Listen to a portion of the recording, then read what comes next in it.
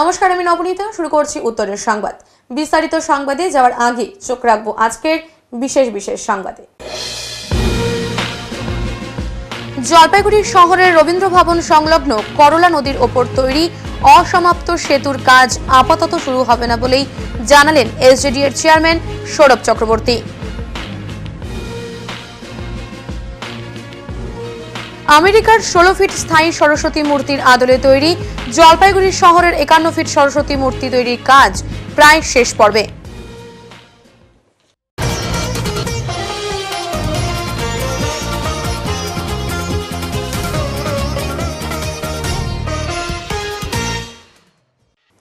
সন্দেশখালীর ঘটনা নিয়ে জলপাইগুড়ি কোতোয়ালি থানায় বিজেপির বিক্ষোভ। সন্দেশখালীর ঘটনা নিয়ে রবিবার দুপুরে জলপাইগুড়ি বিজেপির জেলা দপ্তর থেকে একটি ধিক্কার মিছিল বের করে বিজেপির কর্মী ও সমর্থকেরা। মিছিলে উপস্থিত ছিলেন বিজেপির কর্মী ও সমর্থকেরা। তারা সন্দেশখালীর ঘটনা নিয়ে প্রতিবাদ জানিয়ে জলপাইগুড়ি কোতোয়ালি থানার সামনে বিক্ষোভ প্রদর্শন করেন। বিক্ষোভে উপস্থিত রয়েছেন বিজেপির জলপাইগুড়ি জেলা সভাপতি বাপি গোস্বামী। পশ্চিমবঙ্গ জুড়ে আমাদের আজকে বিক্ষোভ কর্মসূচি। সেই বিক্ষোভ কর্মসূচিতে আজকে জলপাইগুড়ি জেলার প্রাণকেন্দ্র জলপাইগুড়ি কদমতলা মোড়ে আজকে আমরা মমতা ব্যানার্জির পুষ্পুতুল জুতা পরিয়ে পুষ্পুতুল পুরালাম এবং তার সাথে সাথে আমরা এখন থানা ঘেরাও যাব। যেভাবে প্রশাসন ন্যাক্কারজনক ঘটনা সেখানকার সন্দেশখালীতে করে বেড়াচ্ছে, তার জন্য আজকে পশ্চিমবঙ্গের সমস্ত থানা আজকে ঘেরাও হচ্ছে। কি করলেন এখানে? আজকে এখানে মমতা ব্যানার্জির পুষ্পুতুল পুরালাম এবং কদমতলা মোড় আমরা কিছুক্ষণ অবরোধ করে রাখলাম।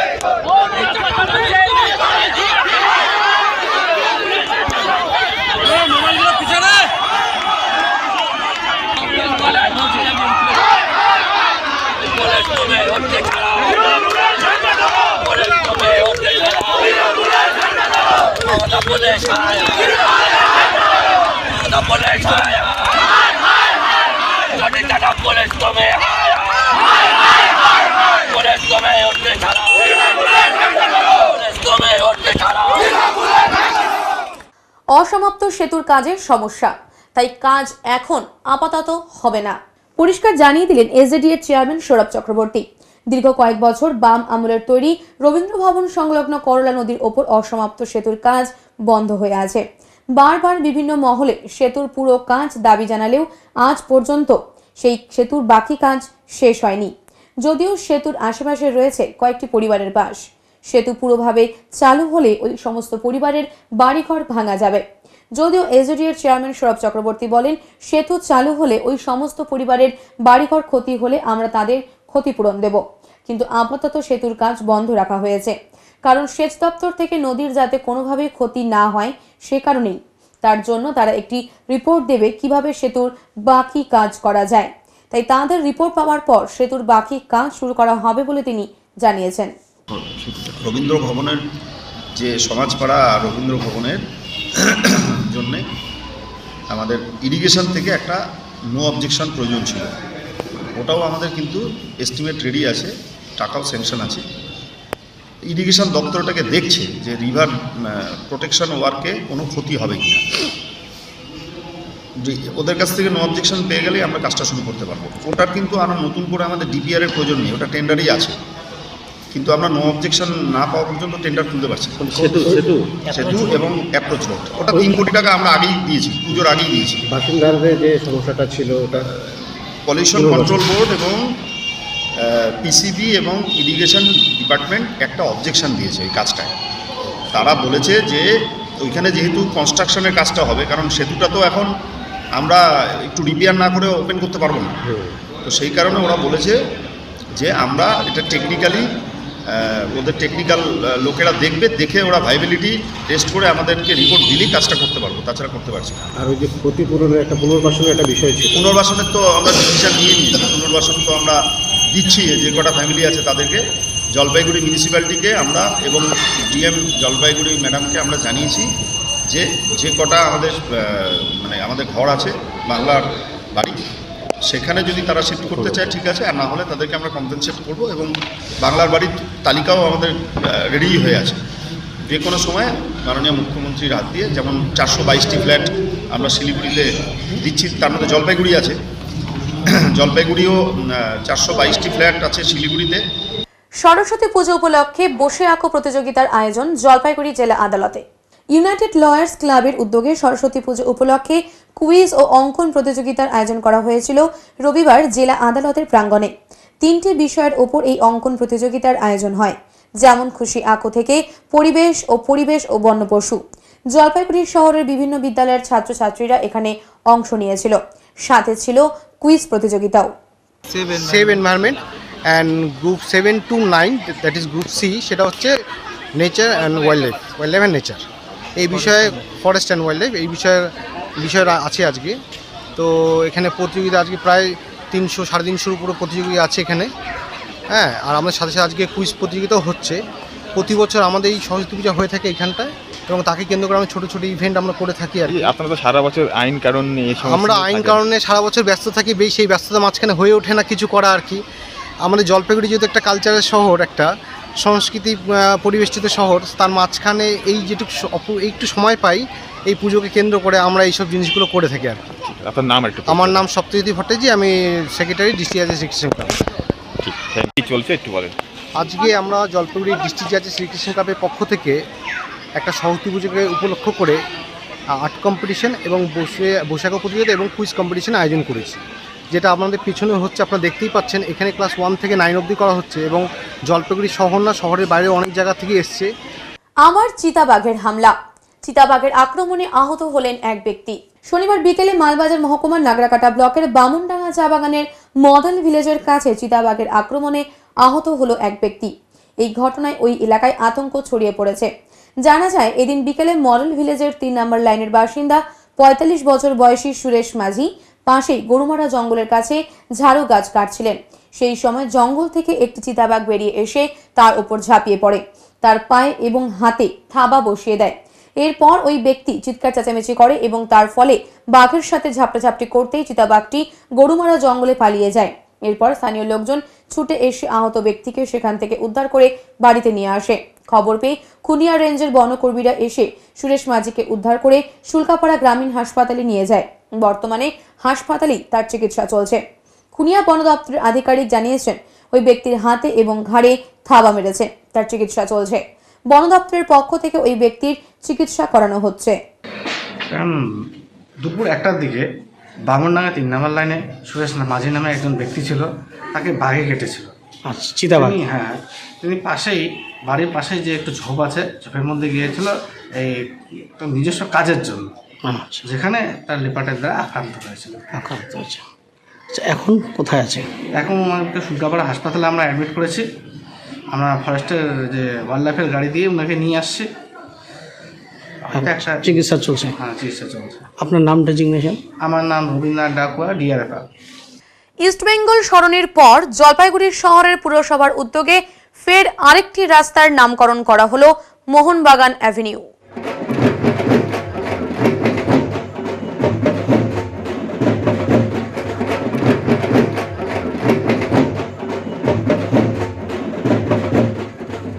পূর্ব ঘোষণা মতোই রবিবার আনুষ্ঠানিকভাবে এই রাস্তার উদ্বোধন করা হয়।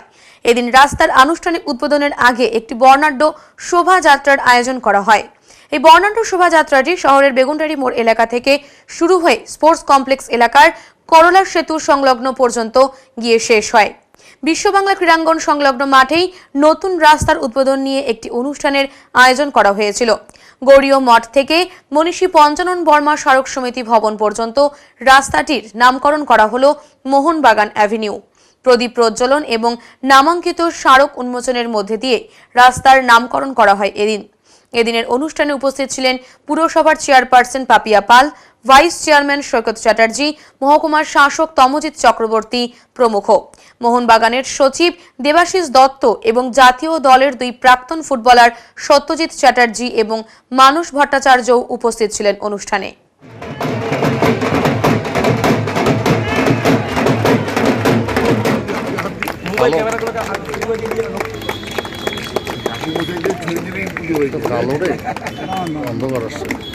যে বোর্ডটি রয়েছে আমাদের এখানে, সেই বোর্ডের এখন আমরা শুভ উদ্বোধন করা হবে।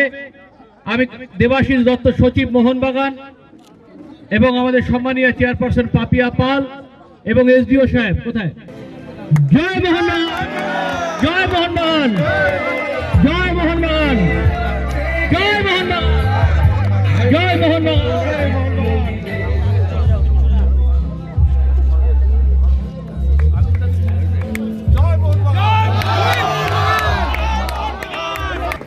এবার নীল সাদা বেলুন উড়িয়ে আমরা এই অনুষ্ঠানের শুভ উদ্বোধন করব। আমি দেবাশিস দত্ত মহাশয়, মানুষ ভট্টাচার্য, সত্যজিৎ চ্যাটার্জি, সামনে চলে আসুন না, আমাদের মোহনবাগান ক্লাবের থেকে যারা এসেছেন।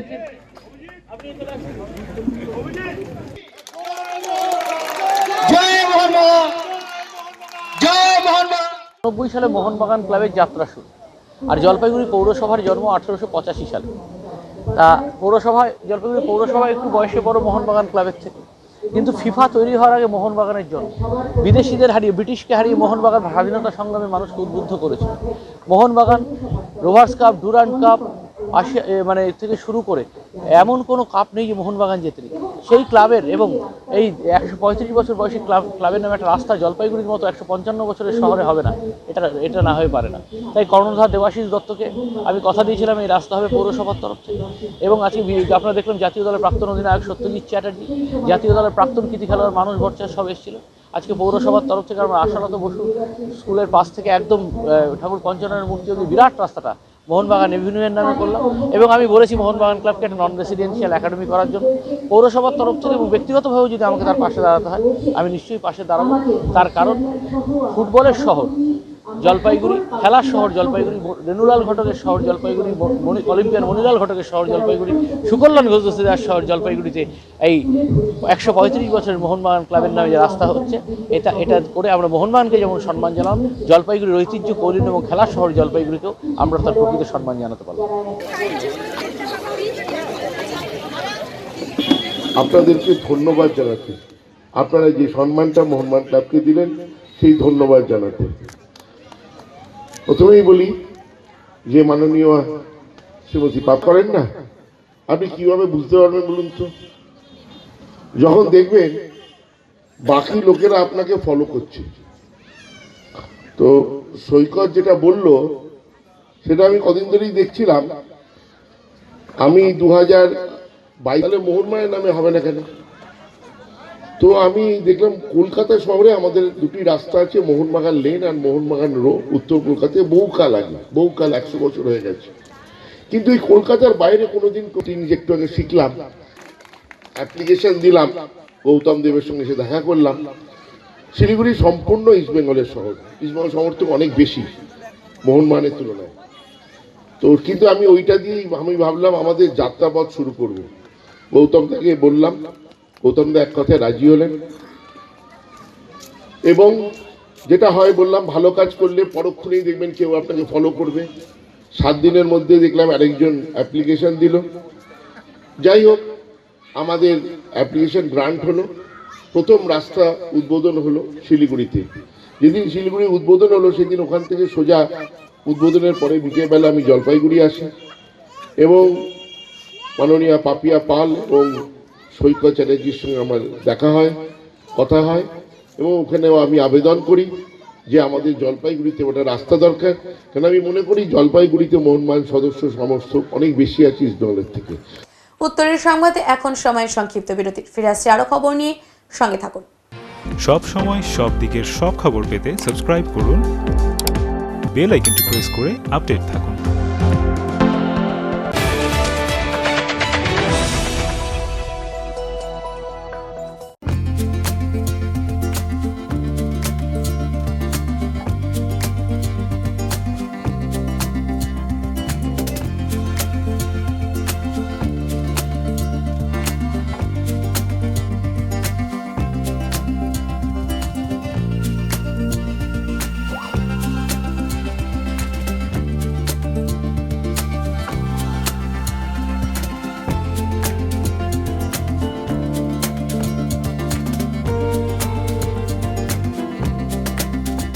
আপনার শহরে প্রসিদ্ধ লৌহ বিপণী কেএস আয়রন হাউসের তরফে সকলকে জানাই প্রীতি ও শুভেচ্ছা। এখানে আপনি পাবেন নামি দামি ব্র্যান্ডের সকল প্রকার লৌহ সামগ্রীর বিপুল সম্ভার। এখানে পাবেন square pipe, round pipe, angle, square bar, পাতি, শীট, টিনের বিভিন্ন আইটেম। এছাড়াও রয়েছে all type of grill and আলমারি ফ্যাক্টরি আইটেম। প্রতিষ্ঠিত মার্বেল ব্যবসায়ী দীপেন্দ্র চক্রবর্তী ও তার সহধর্মিনী মৌসুমী চক্রবর্তীর কেএস আয়রন হাউসে প্রতিটি জিনিসই পাবেন রিজনেবল প্রাইসে। তাই এবার আর বাইরে ছুটতে হবে না আপনাদের। লোহা ও লৌহজাত সামগ্রী সুলভ মূল্যে কিনতে তাই আজই আসুন। আমাদের ঠিকানা কেএস আয়রন হাউস, 4 নম্বর ঘুমটি, জলপাইগুড়ি।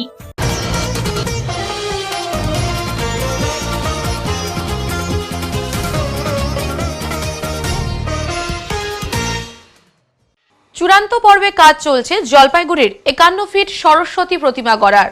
শহর সংলগ্ন গোমস্তাপাড়ায় স্টুডেন্টস অব জলপাইগুড়ির উদ্যোগে তৈরি হয়েছে বিশালাকার এই সরস্বতী প্রতিমা, যা গড়ার কাজ চলছে চূড়ান্ত পর্বে। এত বড় সরস্বতী প্রতিমা উত্তরবঙ্গ তথা রাজ্যে এই প্রথম বলেই দাবি উদ্যোক্তাদের। উল্লেখ্য, আমেরিকায় 16 ফুটের স্থায়ী সরস্বতীর মূর্তি রয়েছে। তারই আদলে জলপাইগুড়িতে এমন মূর্তি তৈরি করে সরস্বতী পুজো করার পরিকল্পনা গ্রহণ করা হয়েছে বলে উদ্যোক্তাদের তরফে জানালেন প্রীতম ঘোষ। আগামীকাল অর্থাৎ সোমবারের মধ্যেই মূর্তি গড়ার কাজ সমস্ত রকমভাবে সম্পন্ন হবে বলে জানা গেছে। এখন জোর কদমে চলছে রং তুলির কাজ। এখন থেকেই দূর দূরান্ত থেকে বহু মানুষ সরস্বতী প্রতিমার এই মূর্তি দেখতে হাজির হচ্ছেন। মৃৎশিল্পী বিনয় পাল জানান, এর আগে নাওপাড়া এলাকায় 45 ফিট কালী প্রতিমার কাজ করেছিলাম। কাজটি খুবই প্রশংসিত হয়েছে। এবার ছাত্রছাত্রীদের অনুরোধে এখানে বিশাল আকার এই 51 ফিটের মূর্তি তৈরি করার কাজ শুরু করেছি। আমার সাথে অন্যান্য আরও শিল্পী রয়েছেন। এত বড় মূর্তি এই প্রথম করছি আমি।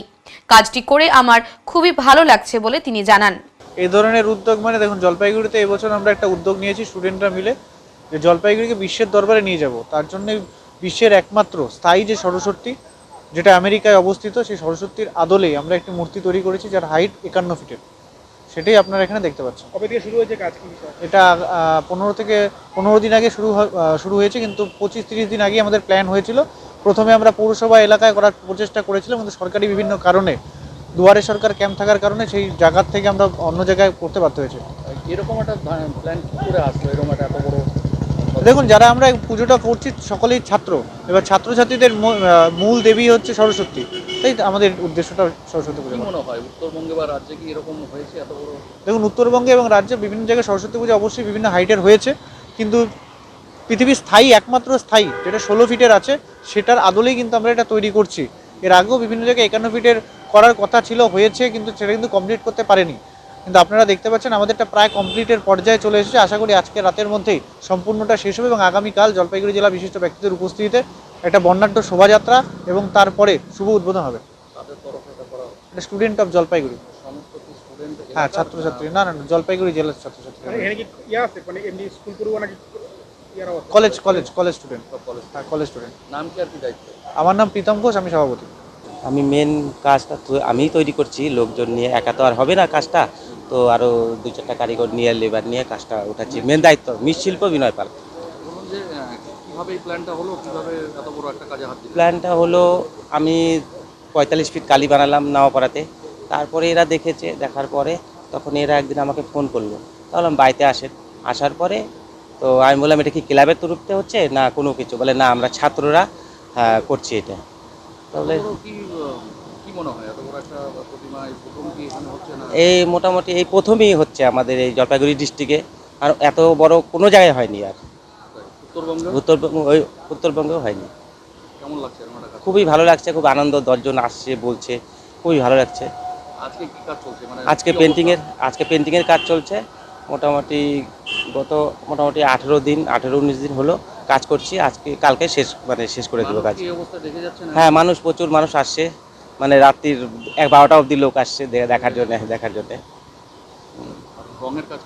এখন রঙের কাজ চলছে, মোটামুটি কালকে নাগাদ হয়ে যাবে।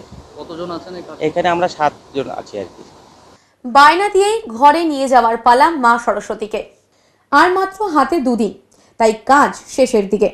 চলছে প্রতিমা তৈরির কাজ জোর কদমে। যদিও কাজ প্রায় সবটাই শেষ হয়েছে মৃৎশিল্পীদের, তবুও কিছু কিছু ছোট ছোট কাজ ঝালিয়ে দিচ্ছেন তারা। কেউ কেউ এসে বায়না দিয়েই নিয়ে যাচ্ছে বিদ্যার দেবীকে। এই বছর মৃৎশিল্পীদের বাজার বেশ ভালোই, এমনটি মনে করা হচ্ছে, কারণ সময়ের কয়েকদিন আগেই সব প্রতিমা তৈরি হয়েছে। জলপাইগুড়ি শহরের বিভিন্ন পালের কারখানায় এখন প্রতিমা ছাড়ার পালা। আগামী বুধবার সরস্বতী পুজো, আর তাই এখন বিভিন্ন বিদ্যালয়ের ছাত্রছাত্রীরা এই দিনের অপেক্ষায় রয়েছে। তো ঠাকুর তো রেডি দেখছেন, হ্যাঁ মানে এখন কি শেষ পর্যন্ত? আমরা বাড়ির পুজোর জন্য নিতে এসেছিলাম, ছোট একটু বায়না দেওয়ার। কি দেখলেন, মানে সব প্রস্তুত? হ্যাঁ সব রেডি?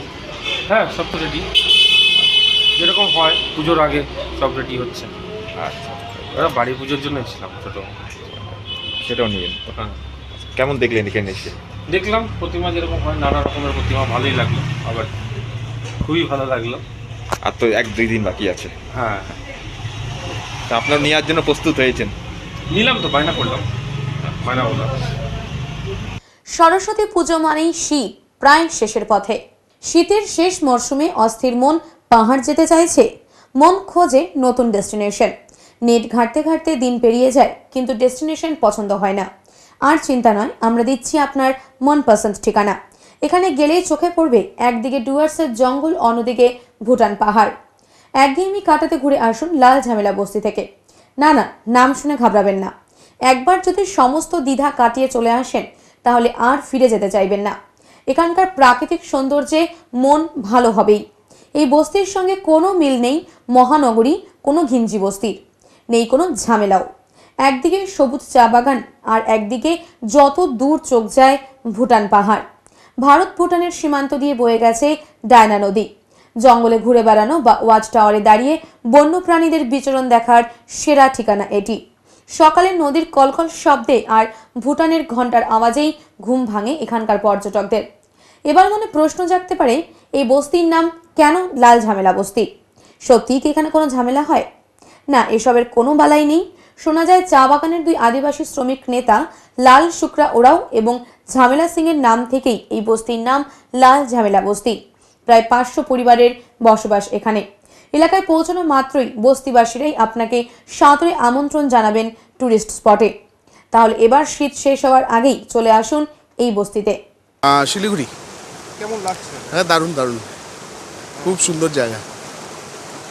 পাশে তো ভুটান পাহাড়। হ্যাঁ পাশে ওই যে ওইটা ভুটান। এর আগে আসা হয়েছে না?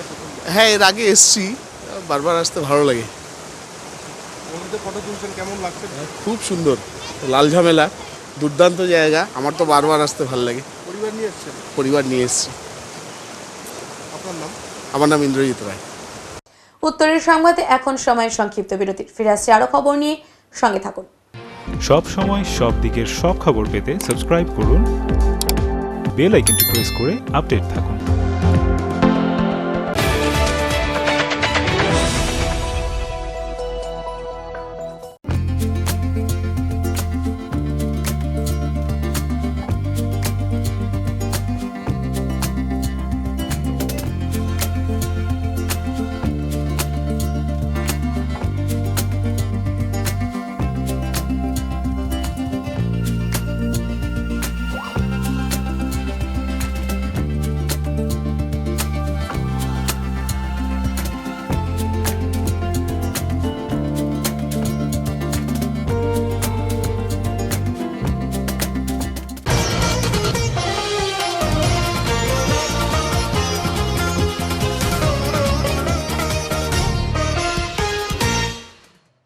বাগড়াকোট উচ্চ মাধ্যমিক বিদ্যালয়ের পক্ষ থেকে 15 কিলোমিটার ম্যারাথনের আয়োজন। বাগড়াকোট উচ্চ মাধ্যমিক বিদ্যালয়টি 1949 সালে প্রতিষ্ঠিত পশ্চিম ডুয়ার্সের প্রাচীনতম বিদ্যালয়গুলির মধ্যে অন্যতম। বাগড়াকোট উচ্চ মাধ্যমিক বিদ্যালয় তার প্রতিষ্ঠার 75তম বছর উদযাপন করল। এই শুভ দিনে রবিবার সকালে মংপং পুলিশ পোস্ট থেকে বাগড়াকোট উচ্চ মাধ্যমিক বিদ্যালয় পর্যন্ত 15 কিলোমিটার ম্যারাথন দৌড়ের আয়োজন করা হয়। স্কুলের প্রধান শিক্ষক সাগর শর্মা, জলপাইগুড়ি জেলা পরিষদের শিশু নারী কল্যাণের কর্মদক্ষ সেলিনা ছেত্রী, কালিম্পং জেলা অ্যাথলেটিক অ্যাসোসিয়েশনের সম্পাদক বিশাল পারিয়ার এবং মংপং পুলিশ পোস্টের ইনচার্জ সবুজ পতাকা দেখিয়ে ম্যারাথনের উদ্বোধন করেন। দীর্ঘ যাত্রা রংডং এলেনবাড়ি, ওয়াসাবাড়ি, বাগড়াকোট হয়ে মংপং চেকপোস্ট জাতীয় সড়ক হয়ে স্কুলে পৌঁছয়। স্কুলের প্রধান শিক্ষক সাগর শর্মা জানিয়েছেন যে স্কুলের 75তম বার্ষিকীর প্রাথমিক কর্মসূচি হিসেবে রান ফর এডুকেশন থিমে একটি ম্যারাথনের আয়োজন করা হয়েছিল।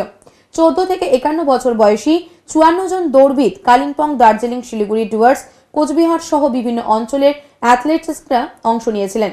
আয়োজক কমিটির সমন্বয়ক ও শিক্ষক সোহান ঠাকুর জানান, ম্যারাথনে প্রথম, দ্বিতীয়, তৃতীয় হয়েছেন যথাক্রমে বিকাশ ভুজেল, রমজান আলী ও বিবেক ছেত্রী।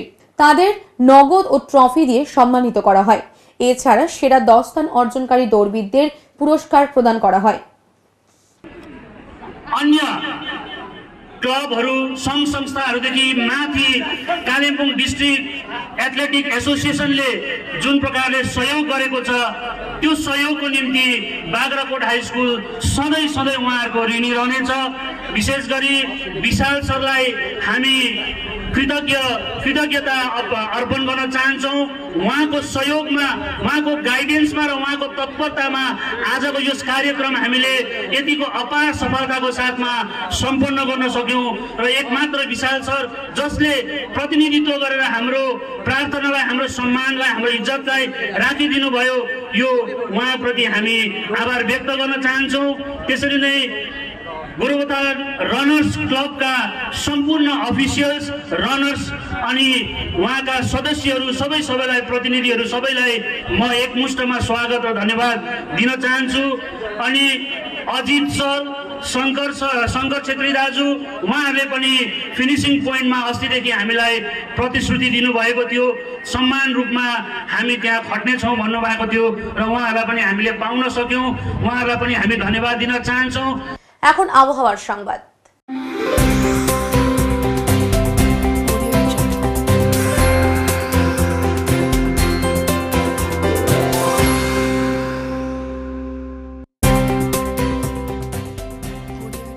কেন্দ্রীয় আবহাওয়া দপ্তরের জলপাইগুড়ি কেন্দ্র থেকে পাওয়া তথ্য অনুযায়ী রবিবার দিনের সর্বোচ্চ তাপমাত্রা ছিল 29.7 ডিগ্রি সেলসিয়াস ও সর্বনিম্ন তাপমাত্রা ছিল 9.7 ডিগ্রি সেলসিয়াস। শেষ করবার আগে আজকের বিশেষ সংবাদ আরো একবার।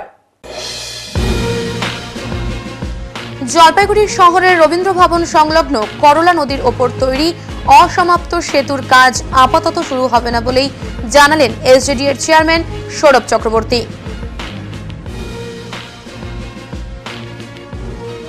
আমেরিকার 16 ফিট স্থায়ী সরস্বতী মূর্তির আদলে তৈরি জলপাইগুড়ি শহরের 51 ফিট সরস্বতী মূর্তি তৈরির কাজ প্রায় শেষ পর্বে। উত্তরের মন পরিবেশিত উত্তরের সংবাদ এখনকার মতো এই পর্যন্তই। নমস্কার।